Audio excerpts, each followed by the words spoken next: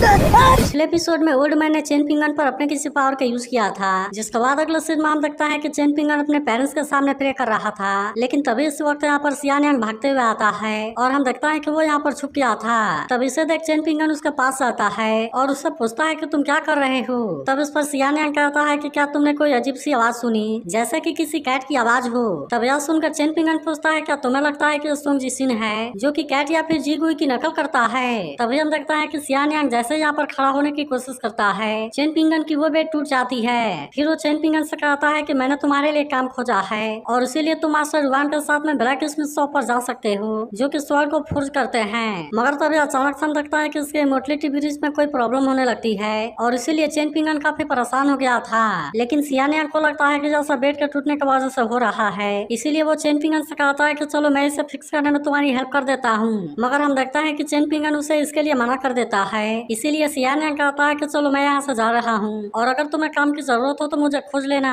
तभी अचानक से सियान यांग को कुछ फील होता है, लेकिन हम देखता है कि वो यहाँ से चला जाता है। जबकि वहीं हम देखता है कि सियान यांग काफी परेशान था। वहीं उधर हम देखता है कि सियान यांग बाहर आता है जहाँ पर कि वो जीगुई को घूरने लगा था। लेकिन तभी हम देखता है कि जीगुई भी उसे देख लेती है और वो तुरंत इसका बॉल के ऊपर अटैक कर देती है। जिसके बाद हम देखता है कि सियान यांग अब कुछ भी करने की हिम्मत नहीं करता और वो अपने बॉल को पकड़ कर यहाँ से चला जाता है। इसके बाद अगले सीन में हम पिंडाओ को देखते हैं जो कि यहाँ पर कोई सामान बेच रहा था। तभी हम देखता है कि सियान यांग भी यहाँ से जा रहा होता है जो कह रहा था कि जीगुई तो बहुत ही क्रूएल है, जबकि वो सपनों में तो बहुत ही स्वीट लगती है। मगर तभी हम देखता है कि पिंडाओ इसे देख लेता है और कहता है कि जब मैं तुम्हें देखता हूँ तब मुझे ऐसा लगता है कि तुम कुकिंग ऑयल के जैसे हो और इसीलिए बहुत ही जल्द तुम्हारे साथ में बहुत बड़ी तबाही होगी। मगर हम देखता है कि सियान यांग इतना आसानी से इसके बातों में नहीं आता और इसीलिए वो पिंडाओ के ऊपर गुस्सा होने लगता है। मगर अभी भी हम देखता है कि पिंडाओ अपने हरकत से बाज नहीं आता और कहता है कि अगर तुम अपने लाइफ में स्टेबिलिटी चाहते हो तो इसके लिए तुम्हें अगरबत्ती चलाना होगा। मगर अभी भी हम देखता है कि सियान यांग इसकी बात मानने के लिए रेडी नहीं होता और वो गुस्से में तुरंत इसे मारने के लिए भी रेडी हो जाता है। अब इसीलिए पिंडाओ को भी समझ में आ गया था कि वो इसके सामने कुछ नहीं कर सकता और इसीलिए हम देखता है कि वो तुरंत अपनी जान बचाने के लिए भागने लगता है। लेकिन अभी भी वो कहता है कि तुम मेरे बातों पर यकीन करो क्योंकि मैं तुमसे बिल्कुल भी झूठ नहीं बोल रहा। लेकिन इसके बाद भी हम देखता है कि पिंडाओ इसकी कोई बात नहीं सुनता और कहता है कि मैं जब तुम्हें देखूंगा मैं तुम्हें मारूंगा। मगर तभी हम देखता है कि वो अपने बॉल वाले दर्द से परेशान हो जाता है। वहीं उधर हम देखता है कि पिंडाओ भागते हुए एक जगह पर छुप गया था जहाँ पर कहने लगता है कि अब ये दुनिया बहुत ही हार्ड है और इसीलिए यहाँ पर जीत पाना इतना आसान नहीं है। मगर तभी हम देखता है कि निंग जख्मी हालत में यहीं पर पड़ी हुई थी और वो जैसे इसके पैर को टच करती है पिंडाओ को इसके बारे में सब कुछ पता चल जाता है। इसीलिए हम देखता है कि वो इस बात से काफी परेशान हो गया था और कहता है कि इसकी ओरिजिन बिल्कुल भी सिंपल नहीं है। लेकिन फिर भी हम देखता है कि पिंडाओ किसी तरह से अपने ऊपर कंट्रोल करता है क्योंकि इसे पता था कि अगर उसने कुछ भी किया तो वो इसे मार देगी। इसके बाद हम देखता है कि वो इसका हाथ को अपने ऊपर से हटा देता है और बात बनाते हुए कहता है कि गावा फैमिली के वो का काम है और इसीलिए मैं उसे नहीं छोड़ूंगा। मगर अभी भी हम देखता है कि निंग इतना आसानी से उसे जाने देने वाली नहीं होती और इसीलिए वो फिर से इसके पैर को पकड़ लेती है। तब इसे देख पिंडाओ कहता है कि तुम मेरे ऊपर दया दिखाओ और मुझे यहाँ से जाने दो। लेकिन अभी भी हम देखता है कि निंग इतना आसानी से नहीं मान रही थी। इसीलिए पिंडाओ कहता है कि तुम किसी चीज के बारे में चिंता ना करो क्योंकि मैं तुम्हें किसी फैमिली के पास में भेज दूंगा। मगर अभी भी हम देखता है कि निंग इतना आसानी से उसे नहीं छोड़ रही थी। इसीलिए पिंडाओ आखिरकार इसकी हेल्प करने के लिए मान जाता है और कहता है कि मैं तो इसके बारे में भूल ही गया कि तुम एक फ्लावर के जैसी हो। मगर तभी हम देखता है कि फ्लाइंग स्वॉर्ड यहाँ पर आ जाती है, इसलिए इसे देखते ही पिंडाओ की हालत खराब हो जाती है। लेकिन अभी भी हम देखते हैं कि पिंडाओ अपने हरकत से बाज नहीं आता और वो फिर से इसके सामने बड़ी बड़ी बातें करने लगता है। लेकिन तभी हम देखता है कि फ्लाइंग स्वॉर्ड इसके ऊपर गुस्सा होने लगता है। इसीलिए पिंडाओ कहता है कि चाहे कुछ भी हो जाए मैं इसे जरूर बचाऊंगा। फिर वो फ्लाइंग स्वॉर्ड से कहता है कि तुम जल्दी से लोकस्ट ट्री के पास में जाओ और वहाँ से एक लिफ्ट लेकर आओ। फिर वो कहता है कि मुझे इसके एनर्जी को रिप्लेस करना होगा, नहीं तो फिर वो ज्यादा टाइम के लिए होल्ड नहीं कर पाएगी। लेकिन अभी भी हम देखता है कि फ्लाइंग स्वॉर्ड निंग को अकेले छोड़कर नहीं जाना चाहता था। इसीलिए पिंडाओ इस बात से काफी परेशान हो जाता है क्योंकि वो यहाँ पर बहुत ही बुरे तरीके से फंस गया था। फिर वो फ्लाइंग स्वॉर्ड से कहता है कि तुम जल्दी से यहाँ से जाओ, नहीं तो हम सब एक साथ में यहाँ पर मरेंगे। इसके बाद हम देखता है कि स्वॉर्ड इसके बात मानकर यहाँ से चला गया था और वहीं पिंडाओ भी अब निंग की हेल्प करने के लिए रेडी हो जाता जाता है। फिर वो सोचने लगता है कि उसे निंग को किस फैमिली में भेजना चाहिए जहाँ पर कि वो अच्छे से सर्वाइव कर सके और फैमिली को भी कोई नुकसान ना हो। इसके बाद हम लगता है कि वो इसे सोंग फैमिली में भेजने का डिसाइड करता है, जहाँ पर हम लगता है कि सोंग फैमिली के मास्टर को भी इसके बारे में पता चल गया था। इसीलिए इस बात से वो काफी गुस्सा हो जाता है और कहता है कि सोंग फैमिली के फाउंडेशन को टच करने की हिम्मत किसकी हो गई। अब इसीलिए हम लगता है कि पिंडाओ भी इस बात से काफी डर गया था। इसके बाद हम लगता है कि वो इसे ल्यू फैमिली में भेजने का डिसाइड करता है, लेकिन तभी वहाँ के मास्टर भी गुस्सा होते हुए कहते हैं कि क्या तुम बर्बाद होना चाहते हो। जिसके बाद हम लगता है कि पिंडाओ इस बात से काफी परेशान हो जाता है, लेकिन तभी हम लगता है कि उसे वेई फैमिली के बारे में याद आता है और इसीलिए वो वहाँ पर भी ट्राई करता है। लेकिन हम लगता है कि वहाँ मास्टर जुआन भी काफी गुस्सा हो गया था और कहता है कि मुझे किसी भी बात से कोई फर्क नहीं पड़ता और इसीलिए तुम तुरंत यहाँ से निकल जाओ। और अब हम देखता है कि वो और ज्यादा गुस्सा हो गया था और फिर कहता है कि मैं रुआन हूँ और मैं इन छोटे मोटे अफेयर में बिल्कुल भी इन्वॉल्व नहीं होना चाहता। अब इसीलिए हम देखते हैं कि पिंडाओ भी काफी परेशान हो गया था, जबकि सोल भी लोटस ट्री के लीफ को लेकर आ जाता है। इसके बाद हम देखता है कि वो इसका ट्रीटमेंट करने के लिए रेडी हो गया था और कहने लगता है कि तुम तो सीधे हेवन के विल के खिलाफ में चली गई हो और इसीलिए इस छोटे टाउन में बैड लक वाले इंसान को खोजना बहुत ही आसान है, जबकि किसी कंगाल को खोजना हेवन में जाने से भी मुश्किल है। मगर तभी हम देखता है कि उसे चेन पिंगन के बारे में याद आता है। अब इसीलिए हम देखता है कि वो इसकी हेल्प लेने का डिसाइड करता है और वो तुरंत इसके दरवाजे के सामने भी आ गया था, लेकिन उसे बिल्कुल भी समझ में नहीं आता कि वो चेन पिंगन से कौन सा झूठ बोले और इसीलिए हम देखता है कि वो यहाँ पर काफी परेशान हो गया था।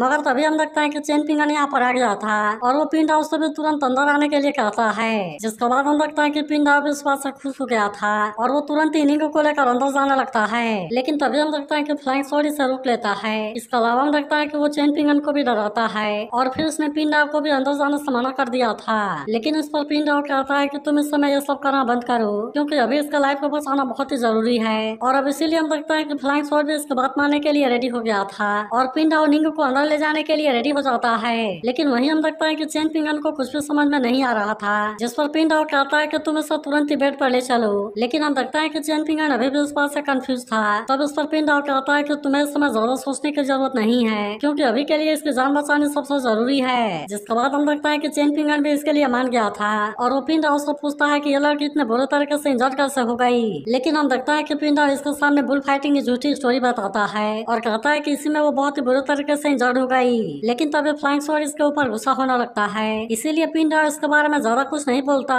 तभी चेन पिंगन पूछता है कि अब हम इसके बारे में क्या करें, जिस पर पिंडाओ कहता है कि अब इसके कपड़े को चेंज करना होगा ताकि हम इससे मेडिसिन दे सकें और इसके इंजरी को हील करने में हेल्प कर सकें। लेकिन इस पर चेन पिंगन कहता है कि जब ये लड़की होश में आएगी तब तो इसके लिए वो मुझे पीटेगी। अब इसीलिए हम देखता है कि वो जीगुई को यहाँ पर बुलाने का डिसाइड करता है और इसीलिए वो यहाँ से जाने लगा था।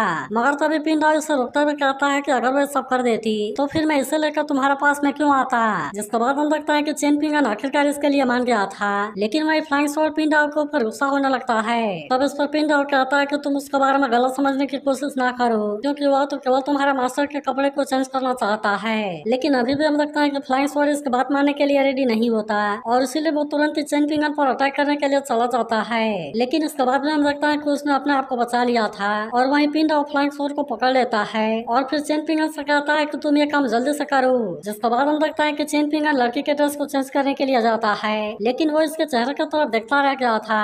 मगर वहीं हम देखता है कि फ्लाइंग स्वॉर्ड पिंडाओ को अपने साथ में उड़ाने लगा था और वो इसे उठा उठा कर पटकने लगता है। लेकिन फिर भी हम देखता है कि वे इसमें कामयाब हो गए थे और चेन पिंगन ने निंगे के कपड़े को चेंज कर दिया था। तब इसके लिए पिंडाओ उससे कहता है कि तुम तो बहुत ही फास्ट हो। जिसके बाद चेन पिंगन कहता है कि मेरे पास में ताकत तो है लेकिन फिर भी मुझे बॉक्सिंग करना नहीं आता।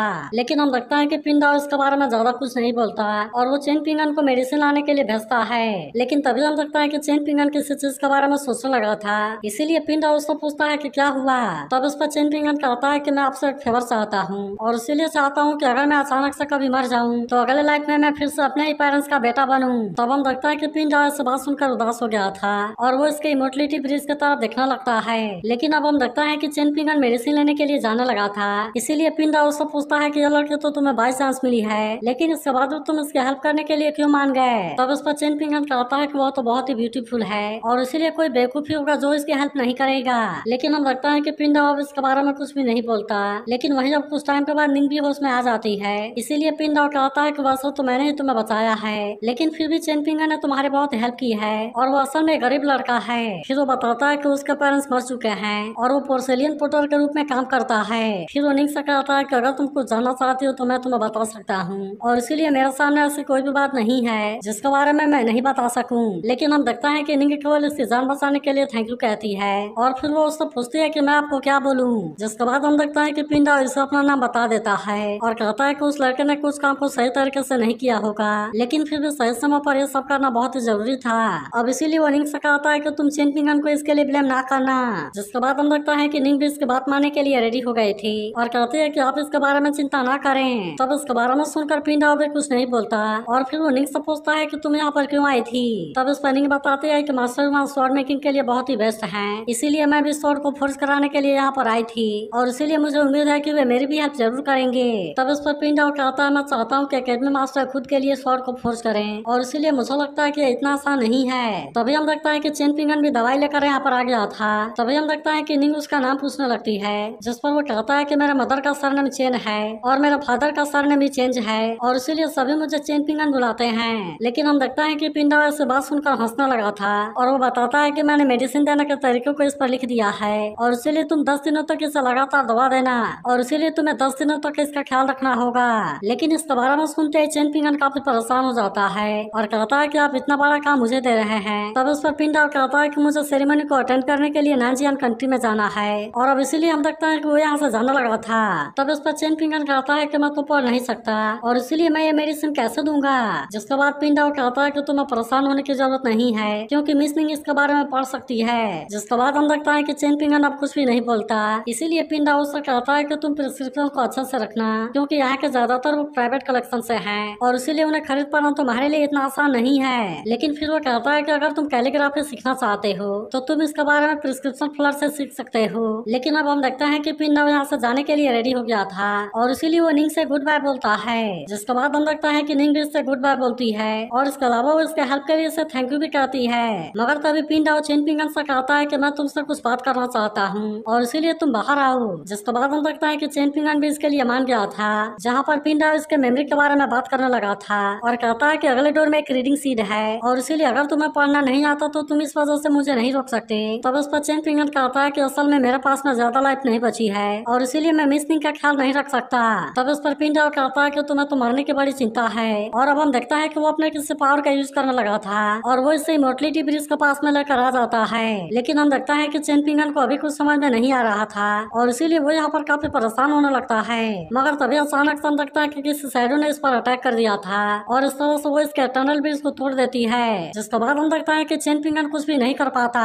तभी पिंडा कहता है कि भले उस लेडी ने तुम्हें किसी चीज के लिए यूज किया और उसने तुम्हारे एटर्नल ब्रिज को भी तोड़ दिया है और इसके अलावा अगर तुम्हारे पास में केवल 1.5 साल की लाइफ बची है तो क्या हुआ, लेकिन फिर भी केवल इसके वजह से तुम लाइफ और डेथ के बारे में नहीं सोच सकते और ऐसी मेंटालिटी किसी भी टीनेजर के पास में नहीं होनी चाहिए। फिर पिंडा कहता है कि मैं तुम्हें इसके बारे में बताना चाहता हूँ और अगर तुम्हारे एटर्नल लाइफ का ब्रिज टूट गया तो क्या हुआ। तब हम देखता है कि चेन पिंगन भी इसके बारे में जानने के लिए एक्साइटेड हो गया था। जिसके बाद पिंडा कहता है क्या तुम्हें पता है जिंदा होना सच में अपने आप में बहुत ही अच्छी चीज है, लेकिन अगर तुम मर भी गए तो इसके बारे में परेशान नहीं होना चाहिए क्योंकि वैसे भी तुम इसी के लिए बने हो, लेकिन इसके अलावा फिर से मिलने का भी चांस हो सकता है। और अब हम देखता है कि वो फिर से अपने किसी पावर का यूज करने लगता है जिसने कि चेन पिंगन को पकड़ लिया था।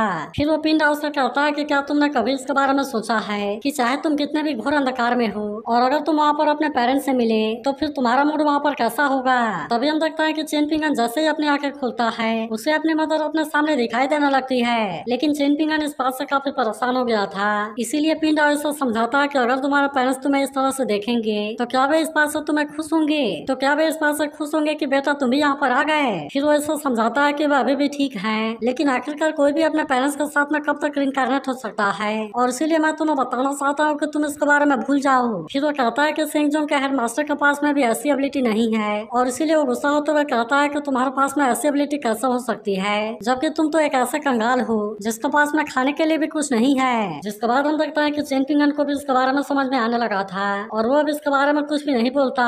इसके बाद हम देखता है कि पिंडा अपने पावर को खत्म कर देता है और फिर कहता है कि मेरे पास में तुम्हारा एक फेवर है और इसीलिए मैं तुम्हें केवल 3 चीजें बता सकता हूँ। फिर वो कहता है पहली बात यह है कि निंग जैसे ही रिकवर हो जाए उसके बाद तुम्हें मास्टर वन के पास अप्रेंटिस बनने के लिए जाना होगा। दूसरी चीज यह है कि मैं अक्सर लेंक्सिया स्ट्रीम के पास में जाता रहता हूँ और इसीलिए तुम्हारे पास में मिलने के लिए कितनी अपॉर्चुनिटी है ये सब तो तुम्हारे केवल लक के ऊपर है। फिर वो कहता है कि मैंने तीसरी बात के बारे में पहले तुम्हें बता दिया है और मैं यहाँ से जा रहा हूँ। लेकिन अब हम देखता है कि चेन पिंगन इसके बारे में कुछ भी नहीं बोलता, जबकि वही पिंडा अपने अपने ठेले गाड़ी को लेकर यहाँ से जाने लगता है और तभी हम देखते हैं कि इसका पहिया वहाँ दरवाजे पर फंस गया था।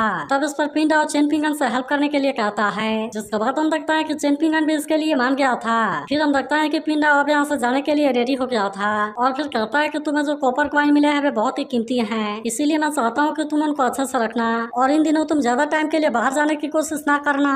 लेकिन अभी भी हम देखता है कि चेन पिंगन इसके बारे में कुछ भी नहीं बोलता, जिसके बाद हम देखता है कि पिंडा इसे फिर से समझाने के लिए इसके पास आता है और कहता है इसमें तुम्हारी कोई गलती नहीं है कि तुम्हारी मदर यंग में ही मर गई, और कहता है इसमें तुम्हारी कोई गलती नहीं है कि तुम्हारी मदर यंग एज में ही मर गई, और इसके अलावा भले तुम्हारे लाइफ में बहुत सारी परेशानियां हैं वे भी असल में तुम्हारे पेरेंट्स की वजह से नहीं है। फिर वो जाते हुए कहता है कि हमें हर समय जीने के लिए ट्राई करना चाहिए। तब हम देखता है कि चेन पिंगन भी पिंडा उससे काफी इम्प्रेस हो गया था और कहता है कि फॉर्चून टेलर तो सच में लायर नहीं है और यह तो बिल्कुल एक गॉड के जैसे है। इसके बाद हम देखता है कि चेन पिंगन ने निंग के लिए मेडिसिन तैयार कर दिया था और कहता है कि तुम्हें किसी भी चीज के बारे में चिंता करने की जरूरत नहीं है और तुम चाहो तो आराम से यहाँ पर आ सकती हो। लेकिन इस पर निंग उससे पूछती है कि तुम्हारे बारे में क्या। तब इस पर चेन पिंगन कहता है कि मैं किसी को जानता हूँ और इसीलिए मैं 2 दिनों के लिए उसी के साथ में रहने के लिए जा रहा हूँ। तब हम देखता है कि निंग इन सारे चीजों के लिए उसे थैंक यू कहती है, लेकिन तभी हम देखता है कि वो इसे एक पैक कॉपर कॉइन देता है और कहता है कि सियान यहाँ के आने पर तुम इसे उसे दे देना, और फिर वो कहता है कि तुम न्यू ईयर के टाइम पर यहाँ अगरबत्ती जला देना, लेकिन अगर तुम्हें ज्यादा परेशानी हो तो इसके बारे में कोई बात नहीं है। तभी निंग कहती है कि तुमने डायरेक्टर लू से जो भी कहा मैंने उसे सुन लिया है, इसीलिए मैं तुम्हें बताना चाहती हूँ कि वो ऐसी बिल्कुल भी नहीं हो सकती जो कि इनोसेंट लोगों को मार सके। फिर वो कहती है कि मैं अनजाने में चिट्ठी के ऊपर पैर रखकर मार देती हूँ और इसीलिए क्या तुम मेरे बातों को समझ रहे हो। तब इस पर चेन पिंगन कहता है कि हाँ मैं समझता हूँ। तभी निंग कहती है कि जिस लेडी ने तुम्हारे एटर्नल ब्रिज को डैमेज किया है और इसीलिए चाहो तो मैं उससे तुम्हारा बदला ले सकती हूँ। लेकिन हम देखते हैं कि चेन पिंगन इसके बारे में कुछ भी नहीं बोलता और वो अगरबत्ती जलाने के बाद यहाँ से जाने लगता है। तब इससे देख निंग उसको पूछते है कि क्या सच में तुम ऐसा करने वाले हो। तब इस पर चेन पिंगन कहता है कि मैंने भी एक बार मिस्टर किस से बिहाथू की स्टोरी के बारे में सुना था जिसने कि प्राइवेट स्कूल के ट्री को हिला दिया था। अब इसीलिए हम देखते हैं कि चेन पिंगन भी अपनी डिग्निटी को बनाना चाहता है। तभी निंग कहती है कि भले यहाँ की कल्टीवेशन दब गई है लेकिन फिर भी यहाँ पर ऐसे मैजिक वेपन है जो कि तुम्हें प्रोटेक्ट कर सकते हैं। इसीलिए चेन पिंगन कहती है कि अगर तुमने एक्शन लेने का डिसाइड कर लिया है तो ये बिल्कुल फास्ट होनी चाहिए। जिसके बाद हम देखता है कि चेन पिंगन भी इसके लिए रेडी हो गया था और तभी निंग उससे कहती है कि तुम जल्दी आना क्योंकि मैं मेडिसिन को लेने के लिए वेट करूंगी, क्योंकि मैं मेडिसिन लेने के लिए वेट कर रही हूँ। जिसके बाद हम देखता है कि चेन पिंगन स्माइल करता है। तो ये एपिसोड आपको कैसा लगा इसके बारे में कमेंट करके जरूर बताना, और अगर आप इसके अगले एपिसोड के लिए एक्साइटेड हो तो इसके बारे में भी जरूर बताना।